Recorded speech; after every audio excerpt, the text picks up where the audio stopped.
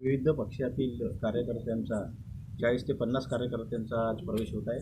त्यासाठीच राष्ट्रीय महासचिव मोहनलाल पाटील साहेब आलेले आहे आणि आता थोड्याच वेळात तुमच्यासमोरच पक्षप्रवेश होईल आणि त्यांना सगळ्यांना नियुक्तीपत्र आम्ही तुरंत देणार आहोत. आणि या व्यतिरिक्त काही पदाधिकाऱ्यांची पण काही नियुक्ती वगैरे काही होणार आहे? हा नियुक्ती होणार आहे. जिल्हा, वार्ड वाईज, प्रभाग वाईज सगळ्यांचे प्रमाणपत्र तयार आहेत आणि त्यांना आम्ही तुरंत थोड्याच वेळात नियुक्तीपत्र देणार आहोत. आज मेरे नागपुर शहर आगमन पर हमारे नागपुर जिला के अध्यक्ष और शहर के प्रभारी विनोद थूल जी ने यहाँ पे कार्यकर्ताओं की बैठक का यहाँ आयोजन किया है। ये बैठक इसलिए यहाँ आयोजित की गई कि आगामी जो महानगर पालिका की यहाँ चुनाव जो संपन्न होने वाले हैं, उस चुनाव में Republican party of India Ambedkar अपने यहाँ उम्मीदवार उतारने जा रही है और उसकी तैयारी के सिलसिले में ये बैठक है और अन्य दलों के कई लोग हमारे पार्टी में आज शामिल होने जा रहे हैं। जहाँ तक रिपब्लिकन पार्टी अम्बेडकर का सवाल है, तो देश के अंदर में जो 36 राज्य, उसके 30 राज्यों में हमारी पार्टी कार्यरत है और तमाम राज्यों के अंदर में हम लोग जहाँ भी चुनाव होते, इलेक्शन होते, वहाँ सभी जगह रिपब्लिकन पार्टी अम्बेडकर अपने चुनाव लड़ाती है। वर्तमान में हमारे पार्टी के राष्ट्रीय अध्यक्ष दीपक निकालजी जी है। हाल ही में हमारा पार्टी का चेन्नई में 2020 में एक राष्ट्रीय अधिवेशन हुआ था। उसके बाद में हमारा एक बड़ा कार्यक्रम विशाखापट्टनम में होने वाला है और दिल्ली में भी एक राष्ट्रीय कार्यकारिणी मीटिंग इसी महीने होने की संभावना है। तो दीपक भाव निकाल जी अभी जो वर्धा के अंदर में हमारे कुछ अम्बेडकरवादी लोगों द्वारा वह बाबा साहब की प्रतिमा के सामने, मतलब बाबा साहब अम्बेडकर की जो प्रतिमा है उसकी वजह गवर्नमेंट की जगह है, वहाँ पर उन्होंने पेट्रोल पंप के लिए आवंटित की है। उसका वहाँ जो आंदोलन चल रहा, उसके संबंध में वहाँ के जो लोग नियमित रूप से वर्धा के लोग आंदोलन कर रहे हैं, उस आंदोलन के लिए जो 14 अक्टूबर को वहाँ सभा होने जा रही है, उस सभा के लिए हमारे पार्टी के राष्ट्रीय अध्यक्ष माननीय दीपक भाव निकाल जी और मैं वहाँ उस वर्धा के कार्यक्रम में हम लोग उपस्थित रहने वाले हैं। और हमारा सरकार से आग्रह है कि अम्बेडकरवादियों की जन भावना को देखते हुए उन्होंने तुरंत वहाँ पे जो पेट्रोल पंप बन रहा है और उसको उन्होंने निरस्त करना चाहिए। ये हमारी मांग वहाँ होंगी और एक बड़ा कार्यक्रम 14 अक्टूबर को वर्धा में संपन्न होने जा रहा है। और जहाँ रिपब्लिकन पार्टी की बात है, तो बाबा साहब की विचारधारा को लेकर चलने वाली एकमात्र देश की हमारी पार्टी है। महाराष्ट्र के जो भी अन्य छोटे मोटे लोग बोलते हैं कि पार्टी के ग्रुप है, मैं आपको बताना चाहता कि देश के अंदर में रिपब्लिकन पार्टी के सिर्फ हमारी पार्टी चलती है।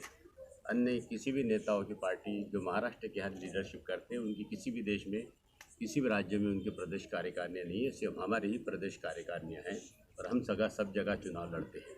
हमारी पार्टी भी विधिवत रूप से बाबा साहब अम्बेडकर के मिशन को लेकर चल रही है। हमारी एकमात्र रिपब्लिकन पार्टी जिसकी वेबसाइट है, अभी वेबसाइट में जाओगे, वहाँ वेबसाइट के अंदर में रिपब्लिकन पार्टी ऑफ इंडिया -अम्बेडकर.com खोलोगे तो हमारे देश के अंदर में 30 राज्यों के प्रदेश कार्यकारिणियाँ हैं। उसके अंदर में सबके अध्यक्षों के नाम है, मोबाइल नंबर है, सब आपको मिलेगा। हमारी रिपब्लिकन पार्टी अम्बेडकर की ऑनलाइन मेंबरशिप है, प्राइमरी मेंबरशिप है, एक्टिव मेंबरशिप है। और बाबा साहब का जो सपना था, ये रिपब्लिकन पार्टी देश के अंदर में एक राजनीतिक रूप से उभर के रहा है, उस सपने को देरी से क्यों नहीं, लेकिन हम उस बाबा साहब अम्बेडकर के सपने को पूरा करने के लिए यहाँ पे हम संकल्प लिए हैं। और मुझे उम्मीद है कि देश के अंदर में 2 से 3 साल के बीच में हमारी पार्टी बहुत तेज़ी से आगे बढ़ेगी और रिपब्लिकन पार्टी में एक युवा नेतृत्व मिलना चाहिए, जिसके लिए इसी उद्देश्य हम लोगों ने दीपक भाव निकाल जी को हमारा राष्ट्रीय अध्यक्ष बनाया है। आज महाराष्ट्र के अंदर में हमारे पार्टी के अंदर में जो बड़े दल है, कांग्रेस, राष्ट्रवादी कांग्रेस, शिवसेना, मन से लेके बहुजन से और आरपीआई के अन्य गुटों के बड़ी संख्या में नवयुवक हमारे पार्टी में बड़ी संख्या में शामिल हो रहे। और मुझे उम्मीद है कि जो रिपब्लिकन पार्टी का एक ज़माने में जो जलजला था इस महाराष्ट्र के अंदर में, पुनः हम लोग वो स्थिति यहाँ पे हम लोग प्राप्त करेंगे, ऐसी मुझे उम्मीद है। और आज के कार्यक्रम में कार्यकर्ताओं का, नागपुर शहर आगमन पर मेरे कार्यकर्ताओं को, जो हमारे पार्टी के लोग हैं, उनका मनोबल बढ़ाने के लिए मैं यहाँ उपस्थित हुआ हूँ। उम्मीद रखता हूँ कि नागपुर शहर बाबा साहब अम्बेडकर के आंदोलन का गढ़ रहा है और यही से पूरे देश के अंदर में संदेश जाता। मैं यहाँ से यह संदेश देना चाहता हूँ रिपब्लिकन जनता को कि जो कुछ अभी हुआ उसको भूल जाए, नए सिरे से हम लोग रिपब्लिकन पार्टी ऑफ इंडिया का रिपब्लिकन पार्टी को इस देश के अंदर में मजबूत रूप से हम लोग मजबूत करेंगे। जय भीम, जय भारत। रखते हुए आप क्या यानी आपकी रणनीति क्या रहेंगी? हमारी पार्टी की रणनीति सबसे पहले है कि हम लोग हमारे पार्टी को हम लोग सक्षम करें और हमारे ज़्यादा से ज़्यादा हम लोग महानगर पालिका में हम लोग चुनाव लड़ें। हमारी पार्टी जब मजबूत होंगी और कोई पार्टी हमसे कहेंगी कि आप हमसे समझौता करें तो ही हम लोग दूसरे पार्टी से समझौता करेंगे। और हम लोग विशेष करके हमारी पार्टी धर्म विचारधारा की पार्टी है।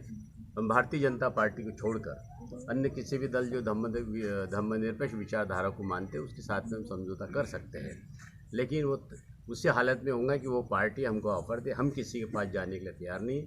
हम अपने बलबूते पर अपने कैंडिडेट खड़े करेंगे और आपको जब भी महानगर पालिका के चुनाव होंगे महाराष्ट्र के अंदर में, तो बम्बई से लेके नासिक से लेके पूना से लेके पूरे पश्चिम महाराष्ट्र विदर्भ तक सभी जगह आपको महानगर पालिका में रिपब्लिकन पार्टी अम्बेडकर के आपको प्रतिनिधि विजय होते दिखेंगे। और आज कितने कार्यकर्ताओं का आज पक्ष प्रवेश होने जा रहा है? ये जानकारी हमारे जिला अध्यक्ष हमारे विनोद थुलजी देंगे, मुझे उसकी ज़्यादा जानकारी नहीं।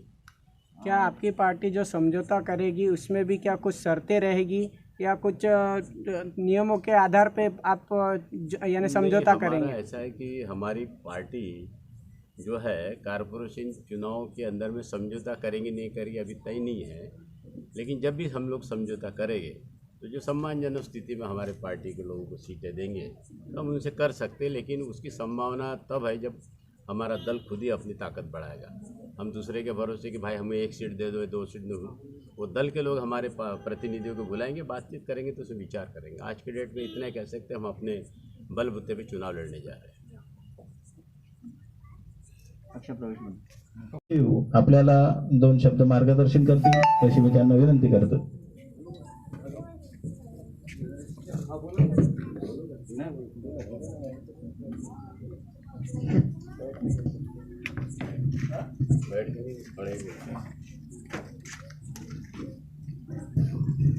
साथियों, वैसे पाटिल करने में तो मेरे मराठी आती है, लेकिन भाषण मराठी में देना थोड़ा कठिन है, क्योंकि मैं पिछले 42 साल से 42 साल से भोपाल में रहता हूँ और वहाँ बैंक में जॉब मिला करके गया हूँ। 33 साल बैंक ऑफ महाराष्ट्र में वहाँ जॉब किया हूँ और बैंक में रहती हुई ये सब पार्टी बनाना ये सब पूरे काम किया। दलित पैंथर वहाँ जाके खोला हूँ और सबसे पहले इस देश के अंदर में दलित पैंथर को भारतीय दलित पैंथर नाम देने में हमने बहुत बड़ा योगदान उस समय निभाए थे।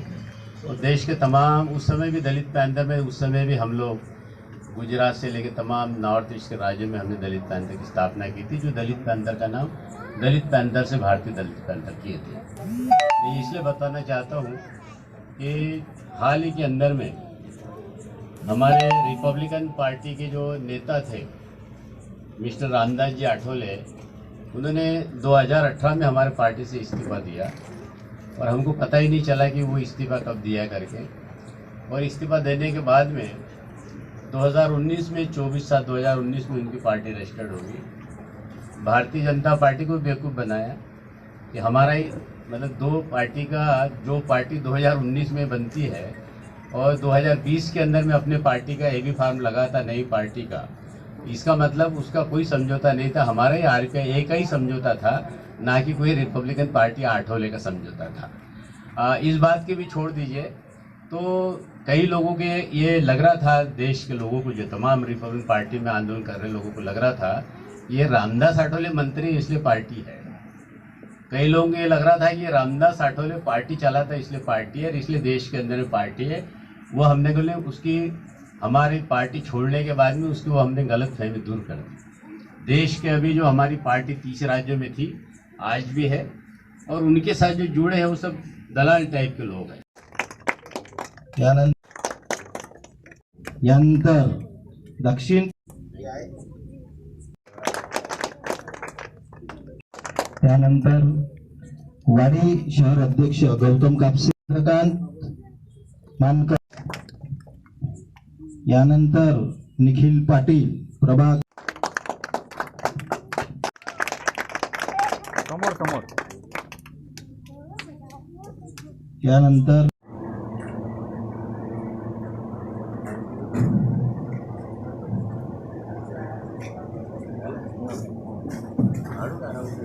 अभियंत्रण फोटो निकालने